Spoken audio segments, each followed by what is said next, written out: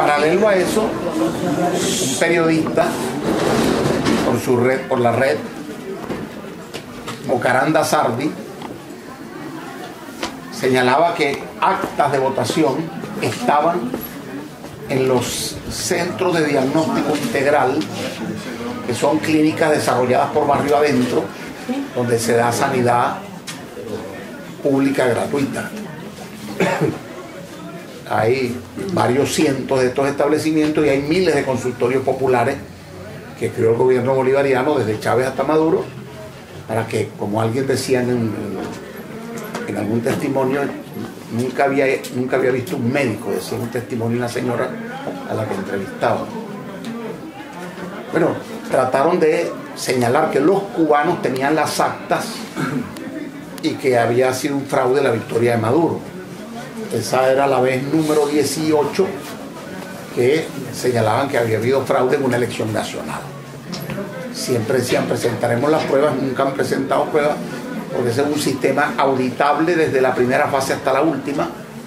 La última inspección la hicieron diputados españoles, participaron diputados del PP, PSOE, Izquierda Plural, el Partido Nacionalista Vasco, si mal no recuerdo, y algún otro parlamentario, olvidé algún grupo, por lo menos 5 grupos o 6 firmaron un acta donde declaraban que el sistema electoral nuestro y las elecciones son transparentes.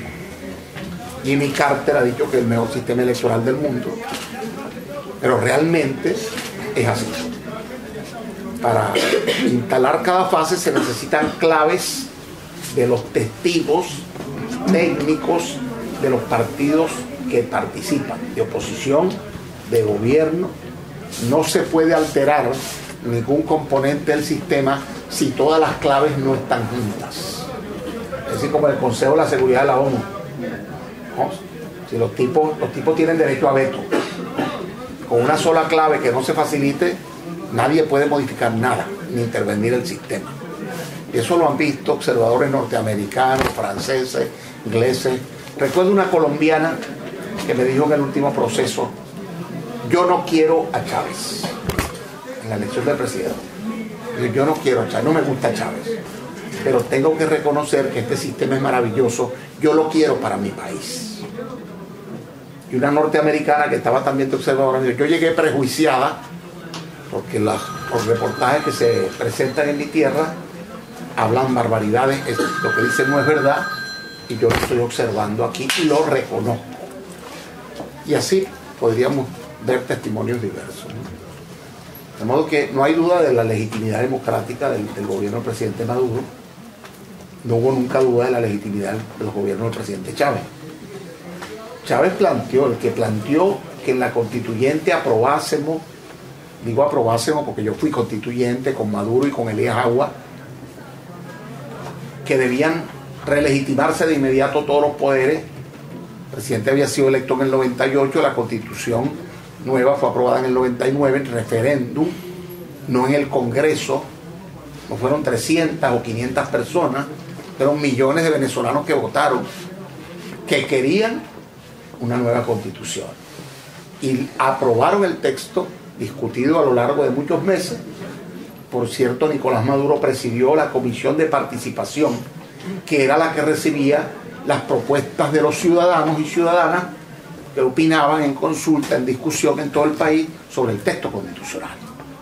Por eso tiene especial sensibilidad por el tema de la participación y el diálogo.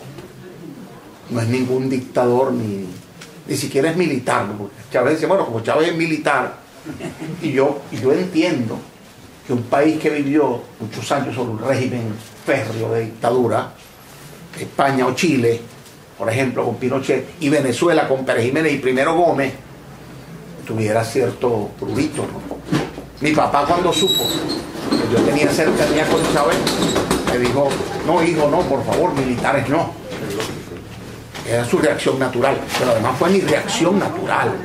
Cuando a mí me invitaron a conversar con un grupo de militares patriotas, yo dije: milico, no, con milicos no.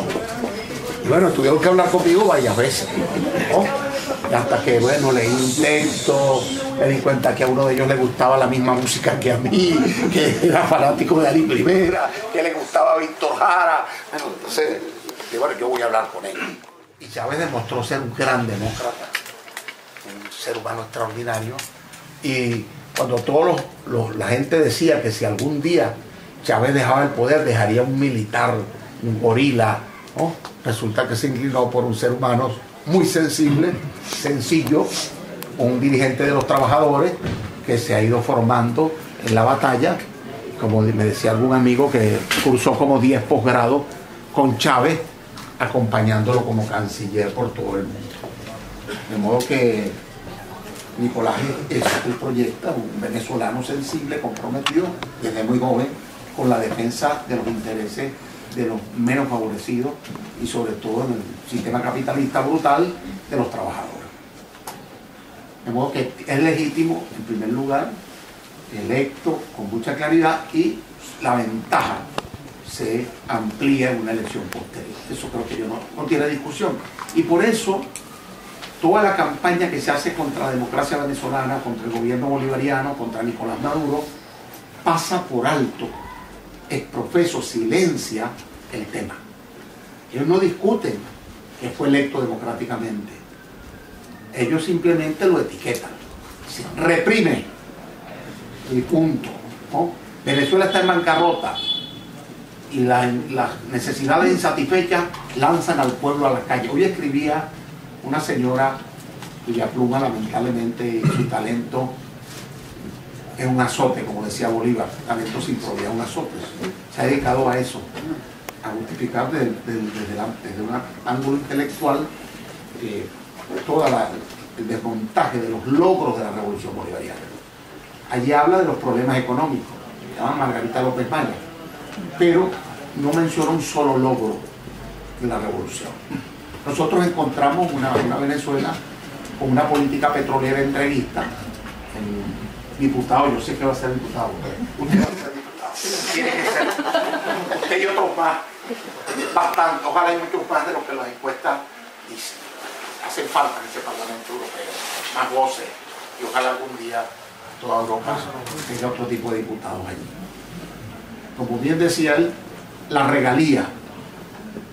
Uno oye hablar de regalía y recuerda la época feudal, etcétera, ¿no? Regalía, ¿no? Tiene que ver con la monarquía, con el impuesto que se le pagaba al rey, ¿no? Se pagaba en especies o se pagaba en cosecha, ¿no?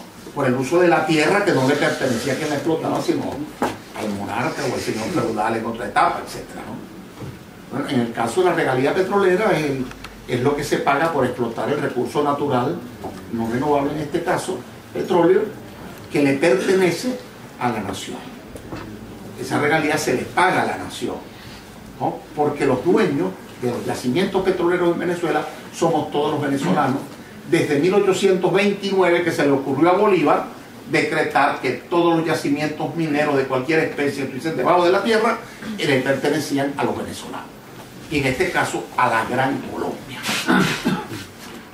Bueno, y después que disolvieron la Gran Colombia, el primer zarpazo que le dieron al sueño de la unidad bolivariana, fue ratificado por el Congreso en 1830 ese decreto. De modo que sigue vigente desde entonces, y esa regalía es para nosotros. En una política entreguista se plantea, bueno, el negocio petrolero no es muy bueno en Venezuela porque hay muchos crudos pesados, tenemos una faja bituminosa, no petrolera, no, sino bituminosa. Bitumen es algo así como una melcocha, como una piedra de carbón, ¿no? Que no es fluida, que no se puede transportar por tubería, que no es fácil de refinar y transformar, por lo tanto no vale nada. Resulta ser que eso, se decía en esa época, 235.000 millones de barriles de bitumen, eran 235.000 millones de barriles de petróleo pesado y extrapesado. Se decía que no había tecnología disponible para procesarlo, que no tendría gran valor en el mercado, que era mejor salir de eso rápido y venderlo a futuro. Y algunos de los asesores, no sé si lo conocerán, Humberto Calderón Berti, ministro de la derecha, fue presidente de INTEVEP, un instituto de investigación petrolera, fue presidente de Petróleos de Venezuela, presidente de la Comisión de Energía y Minas, siempre por la derecha. Sabía, de verdad, estaba mintiendo el profesor, que los rusos y los canadienses procesaban crudo pesado hacía rato, que la tecnología estaba allí, que si no la teníamos la podíamos comprar, alquilar, asociarnos, en fin. Sabía muy bien que un barril de ese crudo se podía mejorar con una tecnología conocida y que se podía tener un precio en el mercado de unos $40 el barril. Él propuso vender la faja petrolífera del Orinoco por una cantidad determinada. Cuando dividimos el precio por el número de barriles de reservas que teníamos allí, llegamos a la conclusión, Alí Rodríguez Araque y otros compañeros, que unos más jóvenes y otros mayores, ¿no? Yo era de los bisoños del equipo en esa época, Alí un poquito mayor que yo, llegamos a la conclusión de que estaban ofreciendo vender la faja bituminosa del Orinoco, así le llamaban ellos, a 20 centavos de dólar el barril. Porque no había tecnología, porque no podíamos hacerlo, salgamos. Pero ¿qué comisión estaría esperando cobrar esa gente? Así se hacía patria. Bueno, no contentos con eso, plantearon que en explotación de gas, para hacer rentable el negocio, debería dársele facilidades a los inversionistas extranjeros. Y entonces crearon una asociación estratégica llamada Cristóbal Colón. Y la aprobaron en el Congreso. Y cuando la aprobaron en el Congreso, porque violaba todas las leyes que reservaba al Estado ciertos privilegios para la explotación del recurso natural y ciertas condiciones de impuestos, entre ellos la regalía, además de la jurisdicción y la soberanía, o sea, en caso de un convenio de un inversionista extranjero y Venezuela, donde se dirimían los conflictos en los tribunales de Nueva York con leyes de Nueva York y no en los tribunales de Venezuela con leyes de Venezuela. Todo eso lo pusieron allí. Pero además pusieron que como el negocio era muy riesgoso, debía dársele 0% de regalía. Alí Rodríguez Araque, que era diputado entonces, dijo, pero miren, el precio del gas internacionalmente es tan bajo que ese negocio no es rentable. No tiene sentido aprobarlo.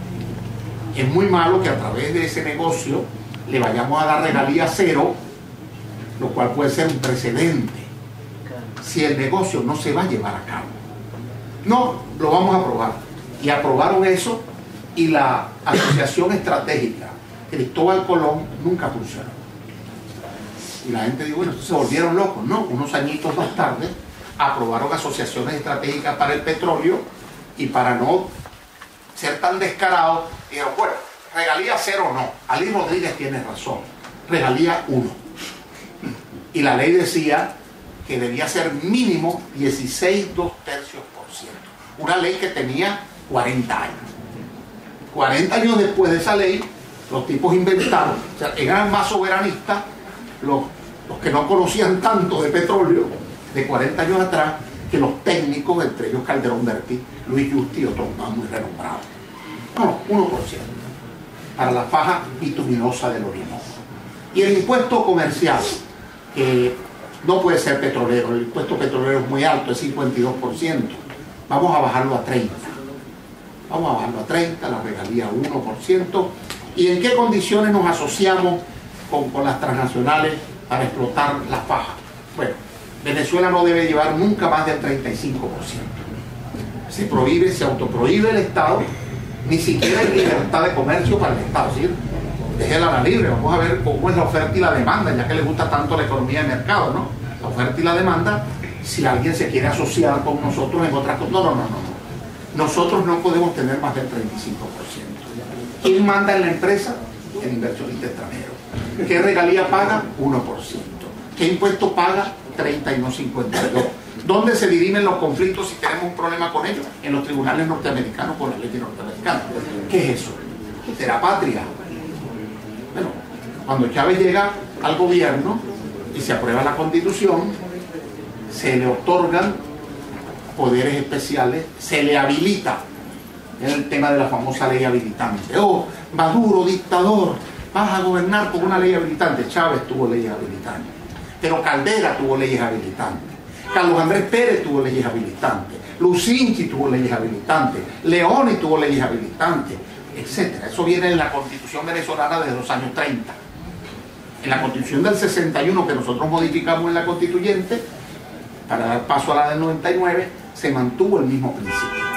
El Parlamento puede, por mayoría calificada, autorizar al presidente a decretar leyes durante un tiempo determinado en materia determinada. Cuando ese tiempo acabe, ya se le acaba la facultad y es en materia determinada. Bueno, el presidente Chávez hizo uso de ese decreto y promulgó la Ley Orgánica de Hidrocarburos. Esa ley, entre otras cosas, establece: se acabaron las asociaciones a 35%. No, PDVSA, la empresa del Estado, puede tener 60%. La regalía no es 1, es 33,3%. La gente decía, bajo esas condiciones ningún inversionista se va a quedar. Ahí está Chevron, ahí está Repsol, ahí está Eni, ahí está Total, ahí está Petrobras, ahí está Chila Petróleo y 8 más cuyos nombres no recuerdo. Ahí hay cerca de 32 países involucrados en el proyecto de certificación de las reservas de la faja del Orinoco, que nosotros le cambiamos el nombre y es Petrolífera del Orinoco. De modo que eran condiciones de entrega del país. Tenían el barril de petróleo a $8, quebrando el país. ¿Para qué? Para vender petróleo de Venezuela, para privatizar petróleo de Venezuela. Ya habían privatizado empresas básicas como la siderúrgica, habían privatizado las líneas aéreas banderas del país, había líneas privadas, pero también había líneas del Estado, habían privatizado la telefónica. Ahorita el mercado telefónico es compartido. Ahí está Telefónica de España, incluso hay también una empresa del Estado fuerte en materia que es CanTV y móvil. ¿Sí? Pero todo eso hubo que empezarlo a revertir, tocando grandes intereses. En el 2002 se da el golpe de Estado contra la Ley Orgánica del Petróleo. Esa ley decía, la renta petrolera debe invertirse en educación, salud, fondos de estabilidad y desarrollo e inversión productiva más allá del petróleo. Otro artículo decía que las directrices a la empresa petrolera no se las daba la empresa misma, que era lo que venía ocurriendo, sino que se la tenía que dar el ministerio, porque era una empresa del Estado, aunque se podía asociar con los privados, como en efecto lo ha hecho, en asociaciones y en empresas mixtas de distinta naturaleza, con multiplicidad de inversores extranjeros y nacionales. Bueno, eso no les gustaba, que se repartiera la renta en educación, en salud, en inversión productiva. Si no se hubiera hecho eso, no se hubiera podido financiar la misión Robinson, que por la solidaridad de los cubanos nos permitió alfabetizar 1,5 millones de personas en un año. La misión Barrio Adentro, que nos permitió, también con la solidaridad de los cubanos, crear consultorios populares en todos los barrios. Los primeros consultorios se hicieron en choza, en rancho. Las camas eran mesas con colchonetas, que la gente las prestaba. Después se fueron construyendo los consultorios con los médicos ya ahí metidos en los barrios. Hoy hay más de 20.000 médicos venezolanos graduados como médicos generales integrales incorporados a la misión. Llegará un momento en que no necesitaremos que los médicos cubanos se estén sacrificando, dejando su familia por 5, por 7 años para ayudarnos a nosotros en una misión como esa. Bueno, se ha podido financiar el crecimiento de la matrícula universitaria de unos 400.000 estudiantes a 2,5 millones de educación pública universitaria. Bueno, se dice que los estudiantes están en la calle contra Maduro.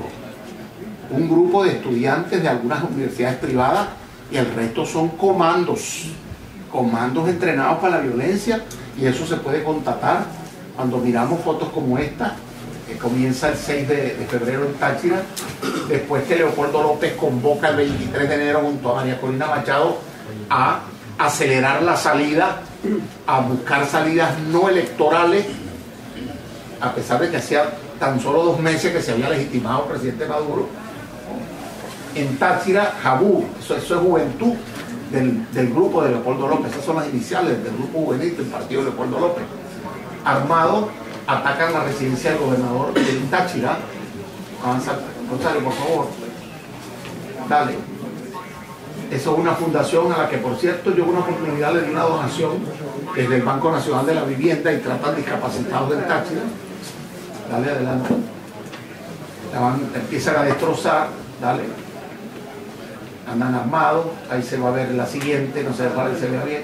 Ahí donde está el círculo rojo está un tipo disparando, arma de fuego, ¿vale?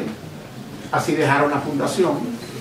Los estudiantes pacíficos que van a ser reprimidos o que, contra los cuales arremete el gobierno de Maduro, ¿sí? Ellos, según las versiones que llegan aquí del país, a veces, etcétera, etcétera, etcétera, el Nacional, el Universal, y para ustedes contar el periódico de Venezuela, es que los estudiantes están, no sé dónde, serán en la iglesia o en la universidad, y entonces el ejército de Maduro los manda ya a que los atropelle, ¿no?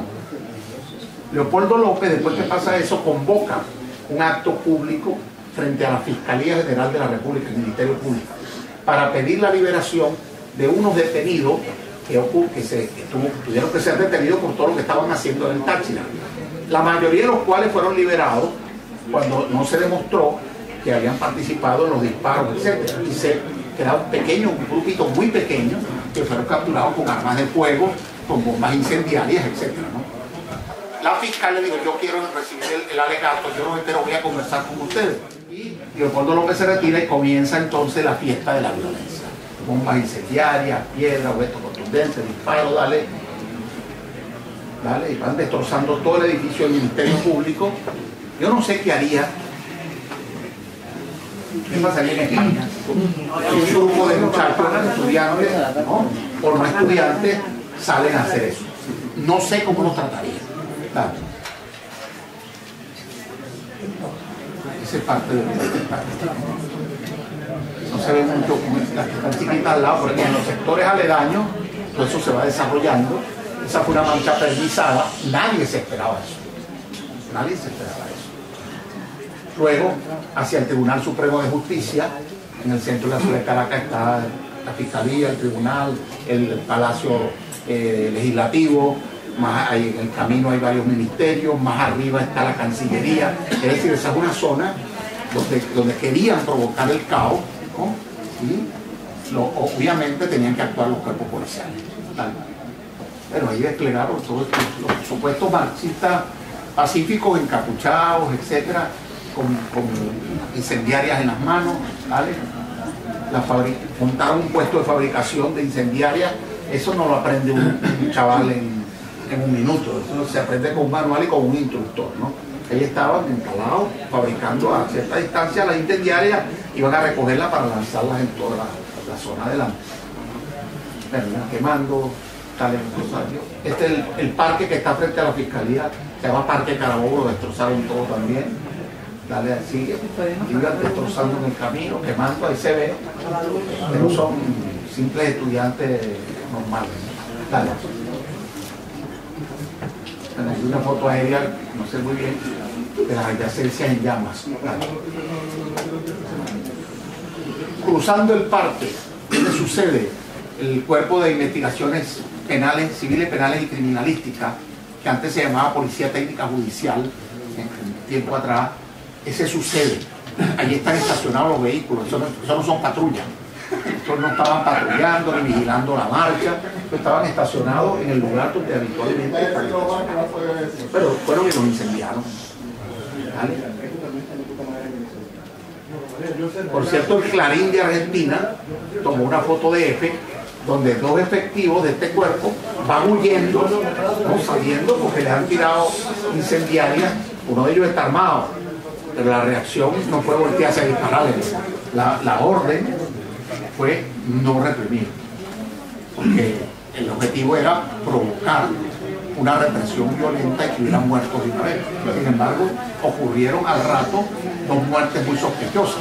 Un activista chavista, que por cierto había participado unos meses atrás en una jornada de desarme, y otra persona, y se declaró inmediatamente muertos dos estudiantes. Cuando se indaga se descubre que ninguno de los dos es estudiante. Uno es un activista chavista que no trabaja como estudiante y el otro es un carpintero. Entonces se enterró un dirigente de la oposición, estudiante que está en los programas de televisión denunciando la muerte de sus compañeros por el vil gobierno de Maduro. Dicen, pero tengo entendido, le dice el entrevistador, que el primero no era estudiante. No era, y el segundo tampoco. No, tampoco, pero el vecino sí. Y él tiene un familiar que estudia en la Universidad Fermín Toro, una universidad privada. O sea, era la necesidad de parir unos muertos estudiantes para encender una ola de protesta estudiantil. En el 2002 pasó. En el 2002 francotiradores mataron gente de lado y lado para provocar que los chavistas pensaran que los opositores estaban matando chavistas y viceversa, para provocar una guerra civil. Y lo simularon. Lo simularon. Adelante. Dale, Rosario. Un chico, chamo, como decimos nosotros allá, o chaval, se salta la barrera policial, lo reciben, le quitan una bomba molotov que cargaba, le quitan el celular y llaman a la mamá. Y a su señora madre se lo entregan delante de todas las cámaras de televisión. Esa era la tónica de la policía. La denuncia es una represión feroz que no se daba por ninguna parte. Lo que había era un despliegue de violencia feroz. No había ninguna represión feroz. Adelante. La actitud ha sido de provocación a las barreras policiales de la Guardia permanentemente. Dale. Dale.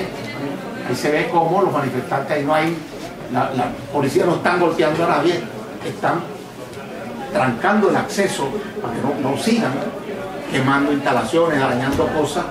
Ahí están los manifestantes burlándose, provocando a los guardias, buscando una represión violenta. Son personas sin temor, ¿no? Están entrenados para eso, son cualquiera. En Táchira se ve destrozos, tipos armados de los manifestantes, ¿vale? Actuaban con entrenamiento, como se ve bien. Me recuerdo una película romana, 1, 2, 3, ponen el escudo en el suelo, disparan las tribúneras, las molotov, siguen avanzando, 1, 2, 3, con escudo, con máscara, etc. Allá hay comandos entrenados. Pero van dejando una estela de fuego, la televisora del Estado la rodearon, no dejaban entrar ni salir a nadie, la tenían asediada. Guindaban muñecos con nombres de funcionarios públicos y dirigentes de afectos al chavismo, tipo Mussolini, tipo el fascismo, promoviendo el odio y el crimen. Destrozaron instalaciones escolares, eso se llama preescolar, un Simoncito. Son nuevas instalaciones escolares de estos gobiernos, donde los niños tienen asegurado su desayuno, su almuerzo, su merienda, etcétera, además de la instrucción. Y sobre todo van los niños que antes no tenían la materia papa, la materia alimento que hace falta para aprender. Ahí la tienen asegurada. Bueno, quemaron camiones que transportaban alimentos y cualquier cosa adelante.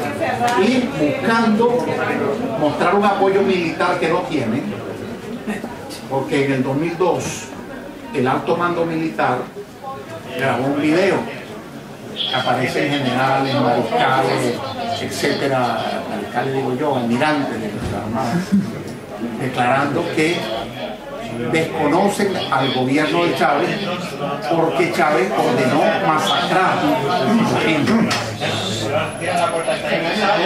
Se descubre después por la declaración de Otto Neustad, que es un periodista de CNN, que además era la pareja o esposo, no sé, de la señora Gladys Rodríguez, que era la narradora de noticias de Globovisión, que era el primer canal que comentaba toda la violencia.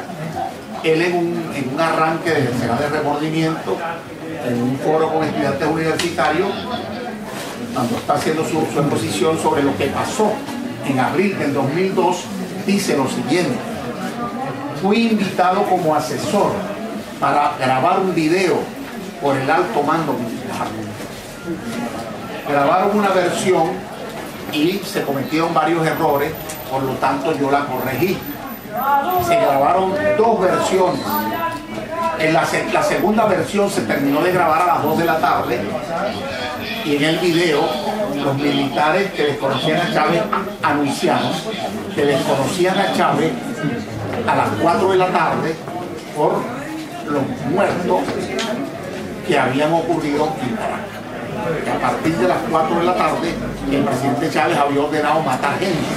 Resulta que han grabado el video desde la mañana, terminan 2 versiones a las 2 de la tarde, no había ocurrido ningún muerto en Caracas. la marcha no había llegado a Miraflores, no había ningún muerto. ¿Sí? Ellos planificaron la muerte de Pajero. Se capturaron francotiradores en un edificio que le disparaba de un lado hacia Miraflores a los chavistas que protegían el palacio y del otro lado a marxistas de la oposición, de modo de tratar de provocar un enfrentamiento, y lograron provocar momentáneamente el efecto con un video trucado que aquí fue premiado con el premio Príncipe de Asturias, que después se lo quitaron cuando se descubrió que había sido un vulgar video. Eso está retratado en una película que se llama La Revolución no será televisada. Nosotros la vamos a proyectar pronto en el Centro de Diversidad Cultural para que todos la puedan ver. Ahí se demuestra con estudios de planimetría, balística, etcétera, etcétera, que quienes estaban en Miraflores disparaban con armas cortas, defendiéndose de disparos de arma larga de la Policía Metropolitana y de los francotiradores. Y no tenían ninguna posibilidad de llegar con sus armas cortas a la marcha opositora. Estaba tan lejos que no podían llegar. Quienes estaban entre los dos era la Policía Metropolitana con armas largas disparándole a los seguidores de Chávez y los francotiradores disparándole a los seguidores de los Chávez. Eso fue demostrado plenamente. Además se simuló que Chávez había renunciado. Cuando se demuestra que Chávez no ha renunciado, el pueblo se va a la calle. Todos los comandantes de guarniciones del país, todos de la Fuerza Armada, no, el legítimo comandante jefe de la Fuerza Armada, el presidente Chávez, exigimos que lo restituyan al pueblo. Lo tuvieron que devolver, lo tenían secuestrado en una isla y reapareció Chávez, quien había logrado, con el concurso de un recluta, firmar una nota donde decía: no he renunciado ni renunciaré. Y el recluta la echó en la papelera, salió a botar la basura, escondió la nota y la hizo llegar a Caracas. Esa nota le dio la vuelta al mundo. O sea, yo no he renunciado ni renunciaré. Un golpe de Estado. Isaías Rodríguez, que fue embajador en España, era el fiscal general de la República, pidió a los medios opositores, a la mayoría, una rueda de prensa. ¿No? ¿Para qué? Para renunciar públicamente. Ah, bueno, entonces si va a renunciar, sí. Isaías se plantó ante las cámaras y le dijo: yo quiero señalar que se ha cometido un golpe de Estado, que se ha secuestrado al presidente Chávez, que el presidente Chávez no ha renunciado, se acabó la transmisión. El mensaje salió para el mundo. En paralelo, el ministro de Educación, que era Aristóbulo Ituri, declaró por Radio Caracol, y una hija de Chávez logró declarar por otro medio. Y así se descubrió la patraña. Cuando el pueblo se enteró, se volcó a las calles, fue a las guarniciones, le pidió a los generales de las guarniciones que hicieran respetar el mandato, y esa historia es conocida. 48 horas duró ese golpe. Bueno, al poco tiempo dieron el golpe petrolero y ahora están en esta. Como no tienen apoyo militar, repito, entonces aparece un fascista uniformado, él solo, no hay ningún otro militar que ha aparecido en nada, ¿no? Y entonces manda por la red: para neutralizar grupos motorizados de la dictadura deben colocar cuerdas de nylon en las calles a unos 20 metros, que es la altura de la cabeza de un motorizado. Los derriben, etc. Caracas es un valle. La única forma de circular rápido en Caracas, con el tráfico que hay, es el moto. En Caracas hay más de 200.000 motorizados. No hay empresa que no tenga motorizado. No hay institución pública que no tenga motorizado. No hay ministro que no ande en moto. Yo fui presidente de un banco, el Banco Nacional de la Vivienda, durante 2 años y medio, y yo andaba en moto, porque si no llegaba a tiempo iba por un lado entre una casa, por otro lado una reunión con el presidente o con el ministro de la Vivienda. La única forma era en moto. Y hay motos de alta cilindrada, de clase media, de sport, de deporte, lo que sea, pero la mayoría son motos de trabajadores del sector público y del sector privado. Eso es criminal a todas luces. ¿Qué pasó con ese llamado? Este hombre que sale retratado con la bandera de 7 estrellas.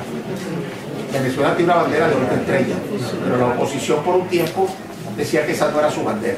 La bandera oficial no la aceptaban, que tiene que ver con la incorporación de una provincia. Cuando se decretó la independencia de Venezuela, se incluyeron 7 estrellas por 7 provincias. Una provincia quedó fuera y siempre reclamó ser incluida. Por más de 100 años reclamó eso, hasta que Chávez dio un decreto y reconoció la 8ª provincia, que era Guayana. Ustedes deben haber oído hablar de Guayana, que no haber oído hablar del decreto de Angostura, del puente sobre el Orinoco, todo eso es Guayana, la represa del Guri, eso es Guayana. Chávez le puso la octava estrella. Ellos se resistían, hicieron guarimba, etcétera. Yo le compuse una canción a eso que no la voy a cantar aquí. Le voy a decir a Milagro que a Rosario que la ponga allá en el centro de la diversidad. Pero ya hablábamos de la guarimba. Los tipos ponían la bandera al revés, la quemaban la bandera de su país en la calle, ¿no? Y la ponían al revés, una bandera en alta mar significa SOS, SOS, siendo el país a la deriva, auxilio, ¿no?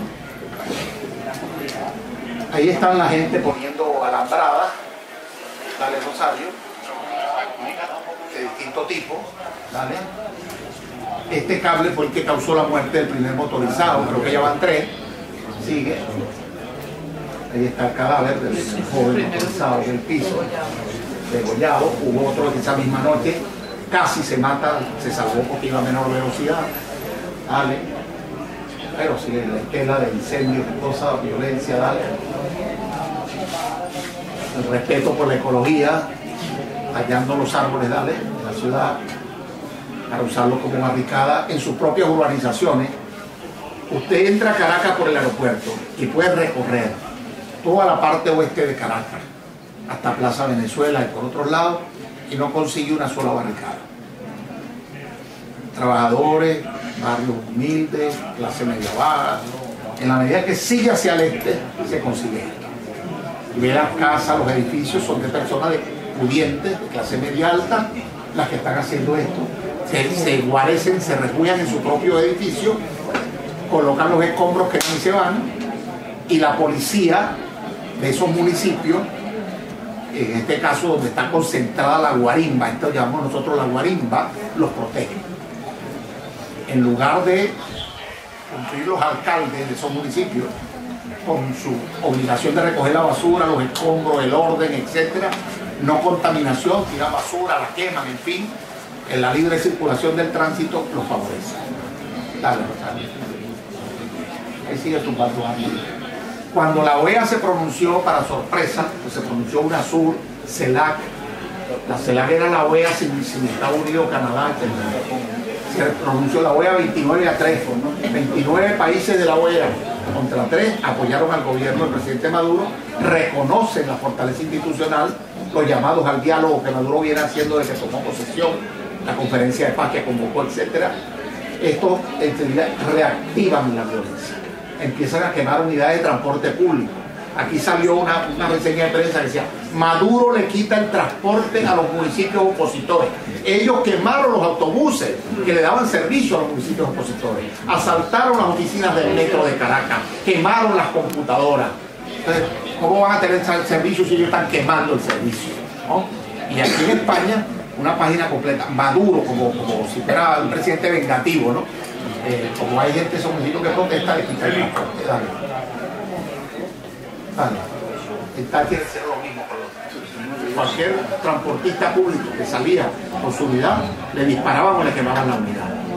Dale. Esos manifestantes pacíficos, entonces quieren, esa foto se parece al mercado Maracaibo, quieren chantajear al gobierno. El gobierno no puede salir a poner orden, porque si pone orden está arremetiendo, está reprimiendo, está asesinando a los pacíficos muchachos estudiantes, ¿no?, que han salido a rezar o a estudiar en las calles de Caracas o de Chacao. Esa guarimba y esa violencia se ha ido restringiendo a un número muy pequeño de municipios, pero como ustedes deben saber, las cámaras hacen milagros, ¿no? Tú tomas 4 fotos y dice que eso es Venezuela, y la gente recibe esa imagen y si la repite y la pone igualita en los 3 diarios. Bueno, si ustedes analizan con cuidado las fotos que han salido en los diarios de acá, hay una que salió ayer o antes de ayer: represión de Maduro, están deteniendo a alguien, que usted ve que están metiéndolo en una patrulla, no lo tienen en el suelo dándole patadas, culatazos. Yo he visto reseñas de represión en varios países del mundo, entre ellos varios europeos, cuando estalló toda esta crisis. Yo no puedo hablar de España. Terrible, terrible. por menos de lo que hacen estos tipos, ¿ya? Hubo un caso de una señora que fue sorprendida haciendo violencia por todos lados varias veces. Le salían 30 años de cárcel, 20 años de cárcel. Lo que hizo el gobierno fue deportarla. Allí ponen allá una agresión contra una española. Hubo un joven que ha hecho un escándalo con una supuesta violación, que un militar le violó con un fusil. Bueno, yo de verdad, yo le digo, cuando a mí me dijo eso un funcionario del gobierno español, y a mí se me pararon los pelos. Yo soy profesor. Yo más que diplomático, lo que he sido toda la vida es educador. He dado clases en educación media y como ingeniero en la Facultad de Ingeniería de la Universidad de Zulia durante muchos años, ¿no? Y quiero a mis alumnos, además. Mi padre, que murió hace poco, fue educador 50 años, ¿no? Etcétera. Y se me pararon los pelos. ¿Cómo va a ser eso? Llamé a la fiscalía.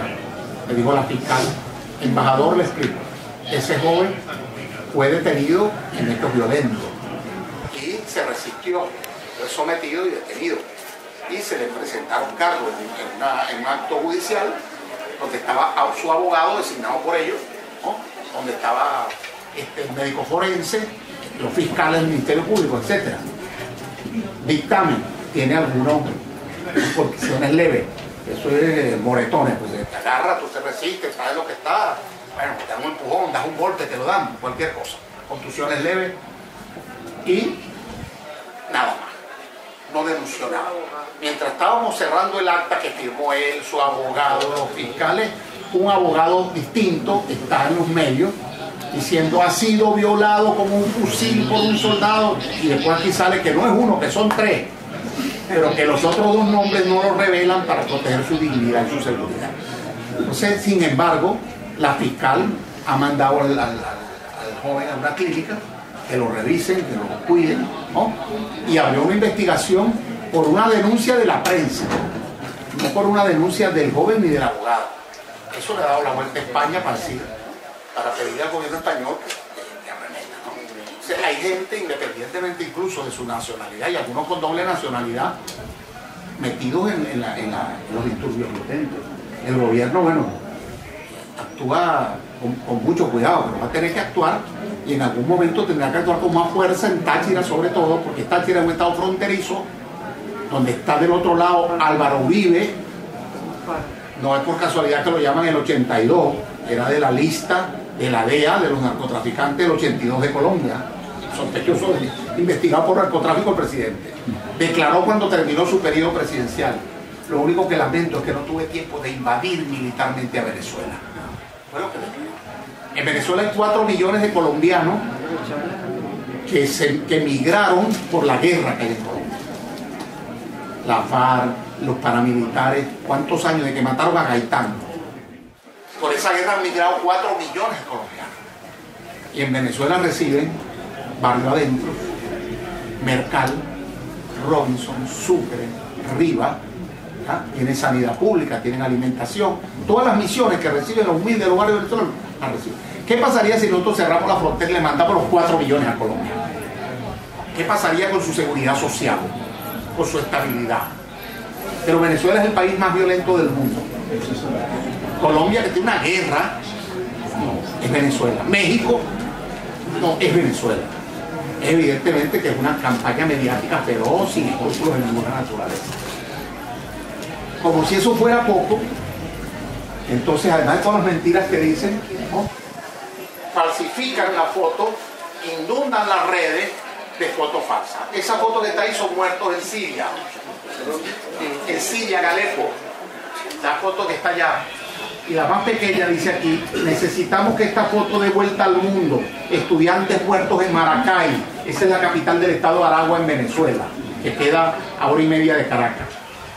Ocurrió como ocurrió en Siria, y lo ponen en Maracay. Dale. Esa niña fue reprimida en Chile en el 2012 por pedir educación pública gratuita. En Venezuela nadie tiene que hacer marcha para pedir educación pública gratuita. Los que marchan, esos muchachos estudiantes de estudiantes privadas, lo hacen con fines políticos, porque ellos están en las privadas y les gusta. Esa niña, entonces, en la foto trucada, dice que es en Caracas está siendo reprimida una estudiante venezolana por Maduro. Adelante. Esto, y Dania Chirino, que fue jefa de prensa de Carlos Andrés Pérez, ¿no? A conciencia ella muy bien de que esa foto es falsa, toma una foto de niños, de bebés, de criaturas en Honduras, y dice, ella la hace circular, ¿verdad? Esto es Venezuela, es el Hospital Central de Maracay. ¿De qué revolución hablamos? Niños en cajas de cartón y cubas de plástico. Lamentablemente, no sé si eso pasa en Honduras, pero las fotos de Honduras, las fotos originales de Honduras, eso es para desacreditar a Barrio Adentro, la sanidad pública que se le da a la gente gratis en Venezuela, a la que asiste mucha gente de clase media, ¿no? Y cuando uno le pregunta, ¿qué le parece? ¿No cree que este gobierno es bueno? ¿Cómo se siente? Mejor. Allí, en Chile también, represión, la hicieron aparecer como si fuera represión actual del presidente Nicolás Maduro, como dice ya, la voz de Valparaíso. Martes 11 de octubre del 2011, la trasladaron a Venezuela 2 años y medio después. Dale. Cadena humana en Cataluña. La hicieron aparecer como si fuera una protesta contra el gobierno venezolano en el estado Táchira para justificar todas las locuras que han intentado. Creo que aquí los españoles deben haber visto eso antes que yo. Sin ningún escrúpulo. Agarraron la de Cataluña, como no tenían una manifestación pacífica que mostrar, sino los locos estos destruyendo cosas, tomaron la cadena humana de Cataluña. Adelante. Esto pasó en Bulgaria. Cualquiera que haya ido a Venezuela, que le vea los cascos, sabe que somos en Venezuela nada más mirando el casco del policía, y no se usa ese tipo de casco. Pero le ponen ahí una expresión, tú y yo somos venezolanos, mi pana. Ah, sí. Ese pana es así como dicen aquí. Colega. La embajadora de México me decía, mis cuates, son cuates. Bueno, y la pusieron como si fuera en Caracas, en Bulgaria.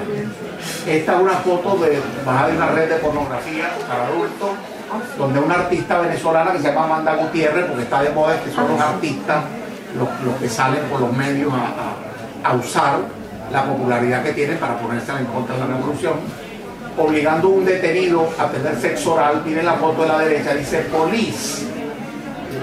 No sé si aquí en España llaman a la policía police, en Venezuela no, nosotros no decimos police, no policía, ¿no? Esa foto trucada obviamente para hacerla para dice, me llegó esto, disculpen, ¿no? Disculpen por lo crudo de la escena, dice ella, ¿no? Pero mi deber es compartirlo, y la tiró a rodar, sabiendo muy bien que es falsa. Adelante. Bueno, más represión, esto creo que también es en Chile, tomada por Al Jazeera, Chile 2012, dale. Esto es en Egipto. De Egipto a Caracas hay unos cuantos kilómetros, ¿no? Y pasó en el 2011, diciembre del 2011, 2 años atrás. Fíjense el comentario, fascismo puro y maduro. Le ponen a la foto y la tiran por la red. Dale, Rosario. Este es interesante. Ahí no se ve quizás con mucha claridad.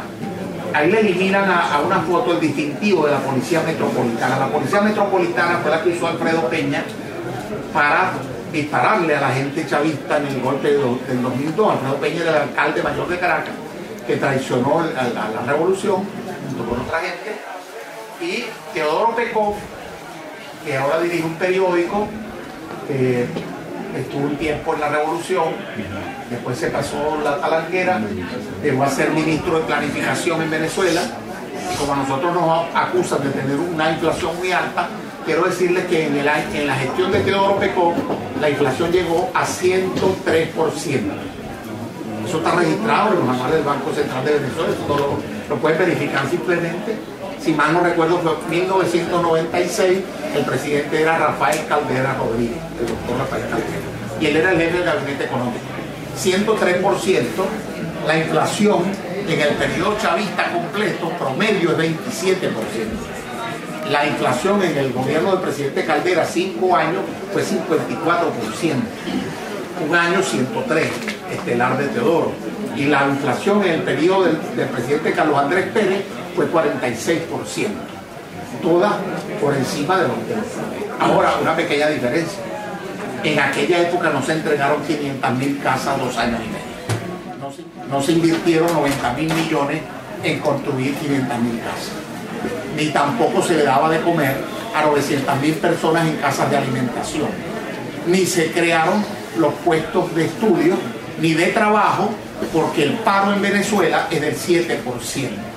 Ese país en bancarrota tiene paro del 7%, de 300.000 pensionados pasó a 2,5 millones, de 400.000 estudiantes pasó a más de 2,5 millones, tiene las clínicas de barrio adentro gratis, alfabetizó 1,5 millones de personas en un año, entre otras cosas. Su deuda pública externa es el 18% del Producto Interno Bruto. Yo no sé cuánto es la de España, pero la de Estados Unidos rebasa. Ustedes deben saber, yo no sé cuál es. Muchos países quisieran tener una deuda pública manejable como la nuestra. Tenemos reservas petroleras, nosotros podemos rectificar y solventar los problemas económicos que tenemos. Pero nos hemos ocupado de pagar deuda social. Sin vivienda no hay familia. Están viviendo millones de personas en rancho cuando se ha dilapidado tanta riqueza. Entonces acusan al presidente Maduro de demagogo, de populista. La primera necesidad de una familia es una casa, por Dios. Pero yo me siento orgulloso de estar 2 años y medio en ese equipo que construyó 500.000 viviendas y que las dio con crédito a tasa fija, a bajo interés, a largo plazo, muchas veces sin inicial, y a ninguno los van a desahuciar. Y siguen construyendo.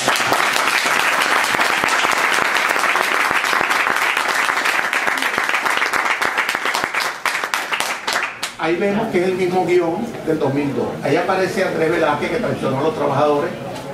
Este denunció en el 93 que le habían robado las elecciones, que acta mataba votos. El sistema electoral viejo no servía, que le robaron las elecciones. Denunció que encontraron actas en los basureros. Ahora está del otro lado. En el 2002 dijo, debemos paralizar el país hasta que Chávez se vaya. Eso en el periódico El Nacional. Arriba donde dice política, economía, dice El Nacional. Del otro lado está El Nacional, ahora en el 2014. Nos mantendremos en la calle hasta el final del gobierno. Es el mismo guión, es el mismo plan. Ahora tienen mayor apoyo externo, más directo de los Estados Unidos, de los paracos de Uribe, etc. Esta foto la bajó alguien de CNN después que fue reprochado, pidió perdón, dijo, cuidado con lo que ven en Twitter. La foto que subí era de Singapur, nada que ver con Venezuela. Un militar enfocando a un periodista para decir que no hay libertad de expresión. ¿Qué han tratado de sembrar? ¿Qué han tratado de sembrar? La idea de que en Venezuela no hay libertad de expresión. Yo podría mostrar los titulares, las primeras páginas de los periódicos venezolanos, el Universal, el Nacional, el Impulso, el Informador, el Carabobeño, Últimas Noticias, que son los que tienen más tiraje, Panorama. Y ustedes verán que de los que nombré, todos menos uno, le dedican siempre su primera página contra el gobierno. El gobierno es asesino, el gobierno es represor, cualquier cosa, cualquier tipo de insulto. A Chávez lo llamaban mono, macaco, cualquier cosa, cualquier insulto, ¿no? Y bueno, ese es un titular también del 2002, la batalla final será en Miraflores, cuando llamaron a dar el golpe. El mismo esquema de ahora, de que será hasta el final y que hasta que se vaya Maduro, ahí viene hasta que se vaya. Conflicto total de cielo universal. Este es universal. Y así se acabó. Ese es un titular del 2002 del Universal. Actualmente todos esos periódicos, puede pasar rato, y si tienen algunos actualmente, están volcados toditos en la represión desde el gobierno, el desastre económico. Es una campaña brutal, sin pausa, y salen todos los días, y todos los días inventan y mandan mensajes para acá de que el gobierno no permite que circulen los periódicos porque les quita el papel. Pero no han dejado de salir ni un solo día ningún periódico. Pero ellos no tienen papel porque supuestamente necesitan dólares preferenciales para comprar papel. Y hay importadoras de papel privada que tienen bobinas y bobinas almacenadas ¿no? Que compraron con dólares. Se demuestra que le dieron todos los dólares necesarios para que todos los periódicos tuvieran papel durante todo el año. Pero es una manera de decirle al mundo que los quieren censurar negándoles el papel. Que hay un acoso contra la prensa. En Venezuela no hay ningún acoso contra la prensa. Hay total libertad de expresión. ¿Por qué trucan la foto? Porque ahí está el Nacional. El ejército se incorpora a la represión en el Táchira. Al Táchira lo tienen tomado militarmente, lo pararon. El gobierno tiene que mandar al ejército, lo tendrá que mandar de verdad para rescatar una ciudad. Lo tendrá que hacer cuando está preparando que el ejército va a reprimir. El ejército no va a poner orden donde están quemando todo y destruyendo todo, sino que va a reprimir. Eso es lo que hace el Nacional, La Verdad, el Universal, etc. Pero circulan toditos. Circulan toditos todos los días. Es un combate desigual porque cualquier acción que se medio haga va a ser catalogada inmediatamente por esa red mundial de desinformación como de signo contrario a lo que realmente hace. Por eso, ahora más que nunca, es importante la solidaridad. Y alguien decía en un discurso, en un evento que estos días, si hemos visto tantas mentiras sobre nuestra propia realidad, ¿por qué vamos a creer lo que dicen de los que están tan lejos? ¿Cómo va a opinar con más autoridad el Parlamento Europeo que la CELAC? Si la CELAC está en el continente, ¿cómo va a opinar con más propiedad que UNASUR? O que la misma OEA, de una tradición no tan clara, norteamericana, que 29-3 le da un respaldo solidario al gobierno constitucional democrático del presidente Maduro. Se equivocó la UNESCO, que nos reconoce que somos libres del alfabetismo, que nos premia por las canaimas. Todos los niños en edad escolar en Venezuela ahora tienen computadora. Antes ni soñar, yo nunca tuve una hasta que no me gradué de ingeniero. Usaba las de la facultad en práctica, pero la mía la compré después que tuve salario. Con un niño de 7 años ya tiene una computadora en mi país. Eso tiene un premio de la UNESCO, el premio de la FAO, por haber reducido el hambre, las metas del milenio. La pobreza pasó en Venezuela de 50 y tanto por ciento a 24 y a 21. Y de 24% la pobreza extrema a 7%. Eso está reconocido por la UNESCO, por la FAO, etc. Entonces, ¿quién miente? Entonces, es importante decir estas cosas porque lo que se divulga es todo lo contrario. Y estas cifras se silencian.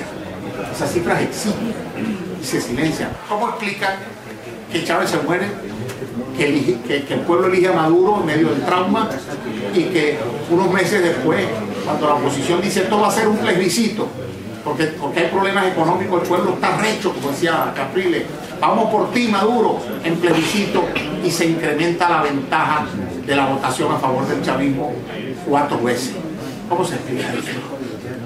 Si el pueblo no quisiera, mire, tener la oportunidad, ¿no? En Venezuela hay todas las opciones electorales en la Constitución. El referéndum revocatorio se puede convocar recogiendo el 20% de las firmas de los que están inscritos con derecho a voto. Se lo hicieron a Chávez. Decían al mundo, nadie quiere a Chávez, el 80% está contra Chávez. Todo el que hablaba decía que hablaba a nombre del pueblo venezolano, por los medios. El resultado fue que el pueblo venezolano, más del 60%, votó por Chávez, ratificándolo en su mandato en el 2004, lo religió en el 2006, lo religió en el 2012, a pesar de todos los riesgos de salud que sabía que se corría. Elige a Maduro y después nos da una victoria aplastante a nivel municipal. Nosotros tenemos el 75% de las alcaldías del país y la guarimba está reducida al 2% de los municipios, donde hay alcaldes de oposición y policías que ellos manejan para proteger a sus gente. Pero ya el gobierno en algún momento se tendrá que cansar, porque estamos pagando el mismo precio. Si no actuamos con la fuerza de vida, nos endilgan que somos represivos, dictatoriales, comunistas, yo no sé qué cosa, y no sé qué más. Ser comunista fuera un oprobio, una cosa de que todo el mundo tenga igualdad de oportunidades, de cada quien según su capacidad y para cada quien según sus necesidades. Eso me suena muy a cristiano.